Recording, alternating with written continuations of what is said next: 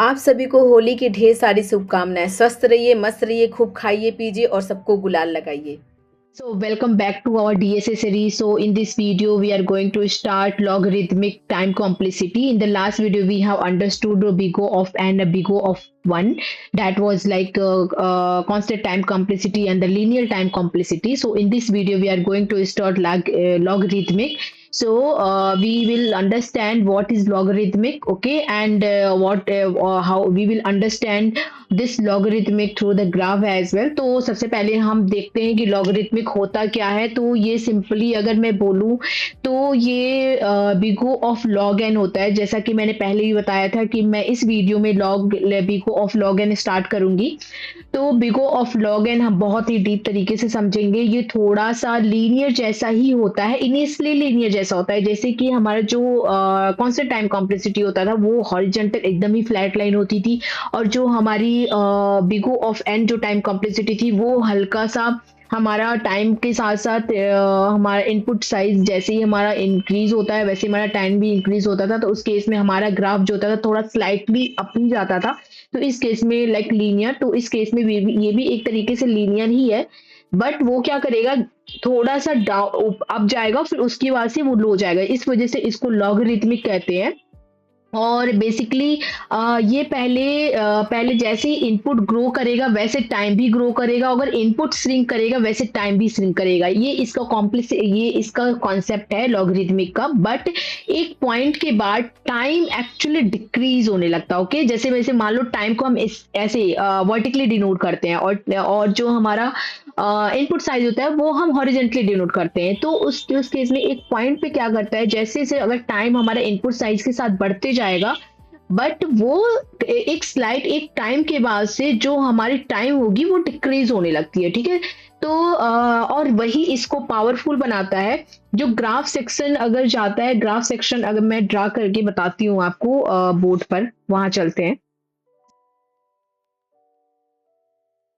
तो अभी आपको स्क्रीन दिख रही होगी, ये जो हमारा वाई एक्सिस है वो टाइम डिनोट करता है, जो कि पहले हम समझ चुके हैं। और ये जो हमारा जो ये इनपुट साइज जो हमारा एक्स एक्सिस होता है, ये हमारा एक्स एक्सिस है। ठीक है, तो ये इनपुट साइज को डिनोट करता है, यहाँ पे देख सकते हैं। तो यहाँ पे 1 2 3 4 5 मैंने लिखा हुआ है, ये हमारा इनपुट साइज हो गया और ये हमारा टाइम हो गया। ठीक है, तो इस केस में जो मैंने पहले के वीडियो से जो आपको मैंने बताया हुआ वो ये बताया कांस्टेंट टाइम कॉम्प्लेक्सिटी, ये हमारा कांस्टेंट टाइम कॉम्प्लेक्सिटी हो गया बिगो ऑफ 1, ये हमारा बिगो ऑफ एन हो गया लीनियर टाइम कॉम्प्लेक्सिटी, ये हो गया हमारा बिगो ऑफ लॉग एन जो कि लॉगरिथम टाइम कॉम्प्लेक्सिटी हो गया। ठीक है, तो इस केस में क्या होता है कि जो हमारा कांस्टेंट होता है, जैसा कि मैंने बताया कि वो क्या होता है कि एकदम ही हॉरिजेंटल होता है, एकदम फ्लैट लाइन होती है। तो ये हमारा बिगो ऑफ 1 होता है। ठीक है, और जो हमारा बिगो ऑफ एन होता है वो हमारा स्लाइटली टाइम जैसे इनपुट इंक्रीज होगा टाइम भी इंक्रीज होते रहता है। ठीक है, तो ये हमारा बिगो ऑफ एन हो गया।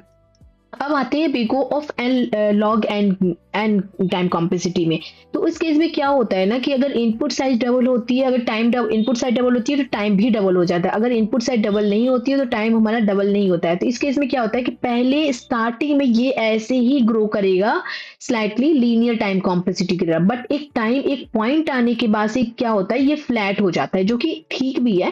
ठीक है, तो इसका जो टाइम कॉम्प्लेक्सिटी हो जाता है वो बिगो ऑफ लॉग एन हो जाता है। ठीक है, इसी तरीके से हम स्पेस कॉम्प्लेक्सिटी भी समझेंगे। तो ये हमने समझा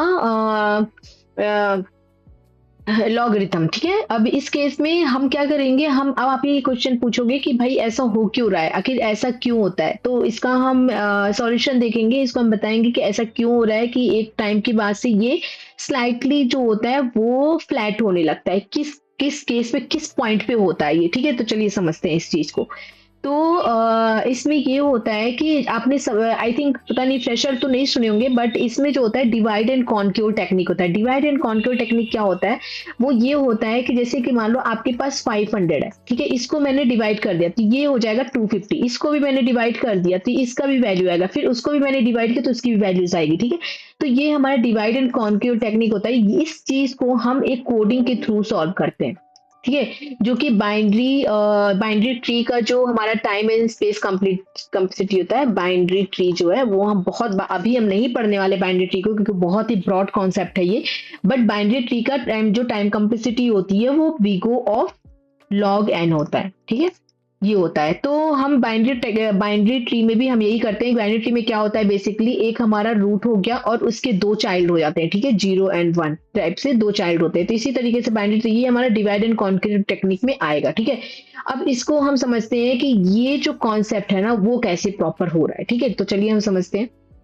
तो आपका क्वेश्चन है कि ये कैसे पॉसिबल है, कैसे एक टाइम पे ग्रो करने के बाद से अचानक से फ्लैट हो जा रहा है, ठीक है। तो जैसा कि मैंने आपको डिवाइड एंड कॉन्कर टेक्निक जो होता है, एल्गोरिदम इसको बोलते हैं। तो ये प्रॉब्लम को हर स्टेप पे हाफ कर देता है। जैसे कि मैंने आपको बताया कि 500 का अगर हाफ करेंगे 250 होगा, ठीक है। इस तरीके से हम जो भी हमारे पास से इनपुट्स आते रहेंगे उसका हम क्या करेंगे, डिवाइड करते रहेंगे, उसको हाफ करते रहेंगे, ठीक है। इसी वजह से जो हमारा लॉग एन होता है वो लेस देन होता है एन के। तो इससे ये होता है कि फास्टर एग्जीक्यूशन होता है। अगर हमारे कोड की जो टाइम कॉम्प्लेक्सिटी होगी ना वो अगर बिगो ऑफ लॉग एन होती है तो कोड की जो हमारा कोड का परफॉर्मेंस होगा वो काफी ज्यादा हाई होगा, जो कि अच्छी बात है, ठीक है। तो चलो एक रियल लाइफ एग्जांपल लेते हैं हमेशा की तरह ही। तो रियल लाइफ एग्जांपल है, मान लो आपके पास जो आपके पास एक बुक है, ठीक है, उसकी जो पेज है वो 375 है। 375 को क्या करना है, आपको ढूंढना है। कैसे ढूंढोगे आप, एक एक करके तो ढूंढोगे नहीं, ऑब्वियसली नहीं ढूंढोगे, क्योंकि इसमें काफी ज्यादा टाइम लग जाएगा, जिसकी वजह से टाइम कॉम्प्लेक्सिटी हाई हो जाती है। इसकी वजह से आप क्या करोगे, आप सबसे पहले आप एक स्मार्ट वर्क करोगे। क्या आपको आप 20 से मैक्सिमम लोग ऐसे ही करेंगे, मैं तो स्टार्टिंग से नहीं काउंट करूंगी, 20 से क्या करेंगे, डिवाइड कर देंगे हम। जो बुक होगा 20 से डिवाइड कर देंगे। जो हमारे स्टेप्स होगा, जैसे कि मान लो 500 होगा, फिर 250 होगा, फिर 125 होगा, फिर 60 होगा, फिर 30 होगा, हर बारी हाफ करते जाएंगे, ठीक है। तो इससे हमारा क्या होगा, हमारा जो स्पेस होगा ना वो रिड्यूस होते जाएगा। अब ये 50 के बाद से 250 कैसे होगा, 250 के बाद से 125 कैसे होगा, 125 के बाद 60 कैसे होगा। मान लो आपने 500 किया, ठीक है, 500 आपने हाफ कर दिया। जैसे ही आपने हाफ किया, तो चलिए इसको एक रियल लाइफ एग्जांपल से समझते हैं। मान लो हमारे पास एक बुक है, ठीक है, उस बुक में से मैं आपको बोलती हूँ कि आप 375 पेज खोलो, ठीक है, 375 पेज आपको ओपन करना है। उस केस में आप क्या करोगे, आप स्टार्टिंग से तो नहीं ओपन करोगे ऑब्वियसली, क्योंकि आपको क्या करना, आप क्या करोगे, मैं ये केस करूंगी कि मैं 20 से ओपन करूंगी, ठीक है। तो मान लो उस टाइम में जैसे ही मैंने रैंडमली 20 से ओपन कर लिया उस पर्टिकुलर बुक को, मेरे पास जो बुक का पेज आया, जो इंडेक्सिंग नंबर आया वो 245 मिला, जो कि मैंने आपको बोला था 375 ओपन करना है। तो जो 375 बड़ा है, अगर 245 आपको मिला तो 375 बड़ा है, तो उस केस में आप क्या करोगे, राइट साइड जाओगे ऑब्वियसली, ठीक है। फिर 20 से ओपन करोगे, अब आपको क्या मिला, 325 मिला। 325 जैसे ही मिला तो 325 375 से छोटा है, फिर आप राइट जाओगे, ठीक है। तो उस केस में फिर ओपन करोगे, आपको 400 मिला। अब आपका 375 जो है, 400 जो है वो 375 से बड़ा हो गया, ठीक है। तो अब क्या करोगे, आप लेफ्ट साइड जाओगे। नोटिस कर रहे हो क्या हो रहा है यहाँ पे, हर स्टेज में जो आपकी सर्च जो है ना वो हाफ होती जा रही है। जैसे कि मान लो आपका 500 हुआ, फिर 250 हुआ, फिर 125 हुआ, फिर 60 हुआ, मतलब हर बार जो है वो आपकी साइज रिड्यूस हो रही है। इसको बोलते हैं डिवाइड एंड कनकर टेक्निक, ठीक है। अब इसका जो टाइम कॉम्प्लेक्सिटी होता है वो हमारा बिगो ऑफ लॉग एन होता है, ठीक है। तो इसको हम कोडिंग से भी समझेंगे।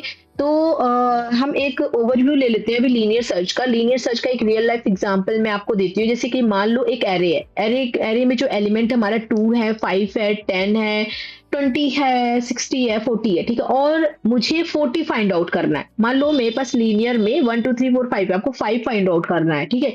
तो सिंपल अप्रोच आपका क्या होगा, आप लूप चलाओगे, हर एलिमेंट चेक करोगे, फिर फॉर लूप चलाओगे, फिर कंपेयर करोगे, मिल गया तो प्रिंट कर दोगे, प्रोग्राम रन कर तो मिल जाता है उसके इसमें फॉर लूप। तो प्रॉब्लम क्या है, अगर मान लो 1 मिलियन एलिमेंट्स हो गए तो 1 मिलियन बार लूप चलेगा, ओके। तो टाइम कॉम्प्लेक्सिटी क्या होगी, बिगो ऑफ एन होगी, जो कि स्लो होता है। जो टाइम कॉम्प्लेक्सिटी अगर बिगो ऑफ एन निकल के आता है तो आपका जो कोड होगा वो स्लो होगा, आपके कोड की परफॉर्मेंस स्लो हो जाएगी और इनएफिशिएंट तरीके से ये चलेगा, ठीक है। तो इंटरव्यू बोलेगा करेक्ट बट नॉट ऑप्टिमाइज, ठीक है। आपका कोड ऑप्टिमाइज नहीं, आप जब भी कोड लिखते हो तो आप ऑप्टिमाइज तरीके से ही लिखते हो, और सारे लोग ऑप्टिमाइज तरीके से ही पसंद करेंगे लिखना, ठीक है।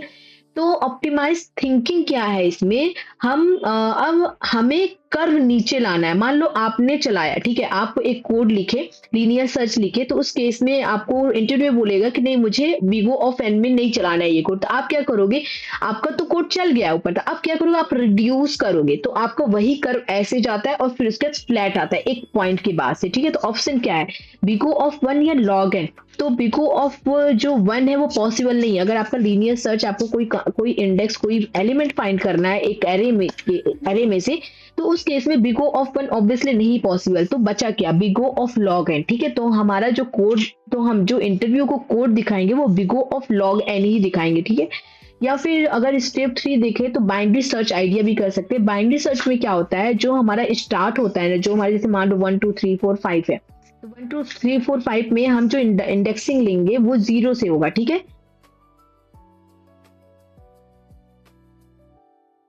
तो 1 2 3 4 5 में जो हमारे इंडेक्सिंग लेंगे वो हम 0 से लेंगे, जो एंड का इंडेक्सिंग लेंगे वो लेंथ -1 करेंगे। मान लो हमारे एरे की साइज 5 है, तो उसका जो एंड लेंगे वो 5 - 1 = 4 लेंगे, ठीक है। तो बीच का एलिमेंट निकालने का मतलब हम बीच का मिड निकालेंगे, जैसा कि मैंने बुक का एग्जांपल दिया। अगर टारगेट मिड से बड़ा हुआ, ठीक है, तो हम राइट साइड स्विच करेंगे, ठीक है। अगर मान लो टारगेट जो है वो मिड से, अगर मान लो आपका जो एलिमेंट है, टारगेट जो है अगर मिड से छोटा हुआ, ठीक है, तो उस केस में लेफ्ट साइड सोचेंगे। तो हर बार जो होगा ना हम हाफ सर्च करेंगे, इसलिए टाइम कॉम्प्लेक्सिटी जो होता है वो बनेगा हमारा बिगो ऑफ लॉग एन, ठीक है। तो अब इसको हम, अब इसी सेम एग्जांपल को ना हम समझेंगे प्रोग्राम के थ्रू, कोड करके ठीक समझेंगे, ठीक है। तो इसमें सबसे पहले मैं एक बाइनरी सर्च का कोड लिखूंगी, ठीक है। उसके बाद से बाइनरी सर्च और जो दो चीजें हैं, ठीक है, जैसा कि मैंने आपको बताया कि एक लीनियर सर्च की तरह ही काम करेगा, बट एक पॉइंट के आने के बाद, एक सर्टेन पॉइंट के आने के बाद से ये अपना जो टाइम है वो क्या होता है, वो फ्लैट हो जाता है। तो हम टाइम कंपैरिजन भी देखेंगे बिगो ऑफ एन में और बिगो ऑफ लॉग एन में, ठीक है। तो इसको हम कोड के थ्रू समझने वाले, चलिए चलते हैं कोड पर। We know where the world is gonna go, but now everybody knows that you can't